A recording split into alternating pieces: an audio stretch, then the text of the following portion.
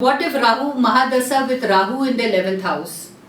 Heard 11th house is great for Rahu, is that correct? Actually, Rahu Mahadasha by itself is very, very good.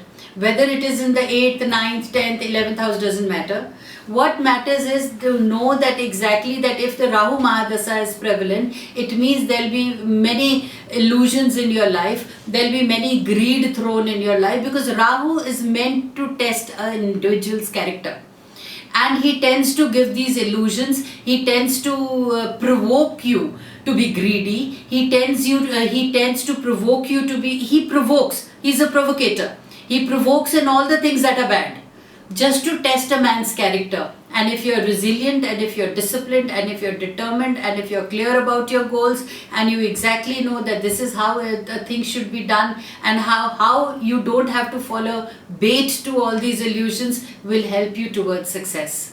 Now, you must understand that if Rahu is in the 11th house, that means the Ketu is in the 5th house. Now, 5th house is a house of creativity, lovers, pleasures, all those discrete affairs that an individual has, or I would say, and at times. Now, if Rahu is well placed, let's say 11th house, does not mean that you are not going to be caught and everything is going to be good. You will never be impulsive.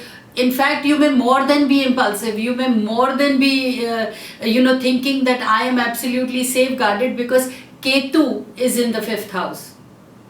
So Rahu and Ketu are two of these individuals who actually ensure that a person is provoked. But Saturn, the disciplinarian, keeps reminding you that you are on the right path or on the wrong path. Now, how well versed you are in this, or how well you are determined and disciplined in your heart, is actually going to determine the effects of the Rahu's placement. And during the Rahu Mahadasha, these things are more aggravated.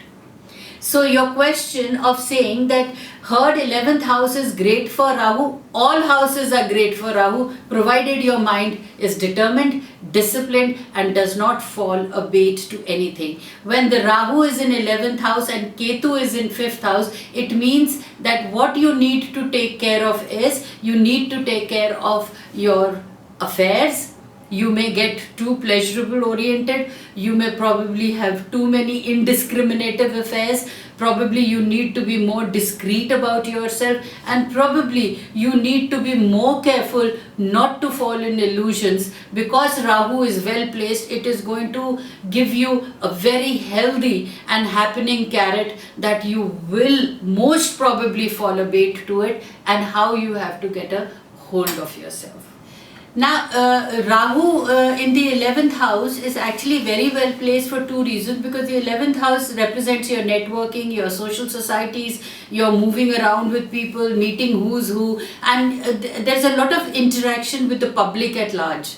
So obviously when Rahu is very well placed, because it can do its work, especially when it is well placed, and induces these kind of environment to an individual. Yeah, and now when Ketu is in the 5th house, you should remember 5th house means the Mercury temperamental, so chances are you may fall a bait to all these illusions. Rahu is not going to leave you. Rahu is going to throw all these things in you. But when it's well placed, it is more capable of throwing these things, because you will be pushed into the public life. You will be meeting a lot of people. So obviously when you meet a lot of people, how your mind plays games and how you can control the mind is completely depending upon the individual and other placements of the planets also.